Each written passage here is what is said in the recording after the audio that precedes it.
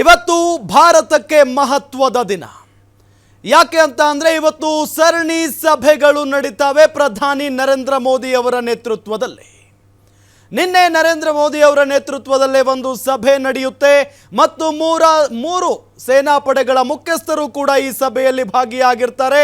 ಜೊತೆಗೆ ಅಜಿತ್ ದೋವಲ್ ಅವರು ಕೂಡ ಭಾಗಿಯಾಗಿರ್ತಾರೆ. ಜೊತೆಗೆ ರಕ್ಷಣಾ ಸಚಿವರು ಕೂಡ ಅಲ್ಲಿ ಒಂದು ನಿರ್ಧಾರವನ್ನ ಮಾಡ್ತಾರೆ.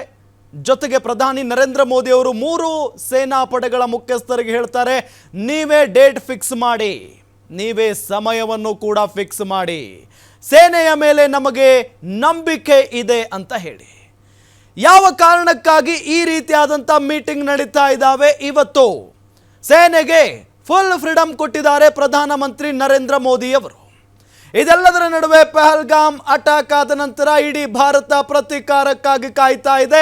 ಆ ಪ್ರತೀಕಾರವನ್ನ ತೀರಿಸಿಕೊಳ್ಳುವ ಸಲುವಾಗಿ ಯುದ್ಧ ನಡೆದು ಹೋಗಬಿಡುತ್ತಾ, ಅಥವಾ ಈ ಹಿಂದೆ ಏರ್ ಸ್ಟ್ರೈಕ್ ಆಯಿತು, ಅದೇ ರೀತಿಯಾಗಿ ಸರ್ಜಿಕಲ್ ಸ್ಟ್ರೈಕ್ ಆಯಿತು, ಅದೇ ರೀತಿಯಾಗಿ ಈ ಬಾರಿ ಏನಾದರೂ ಪ್ಲಾನ್ ಮಾಡ್ತಾರಾ? ಸಹಜವಾದಂಥ ಪ್ರಶ್ನೆ. ಇದೆಲ್ಲದರ ನಡುವೆ ಇವತ್ತು ಸರಣಿ ಸಭೆಗಳಿದ್ದಾವೆ.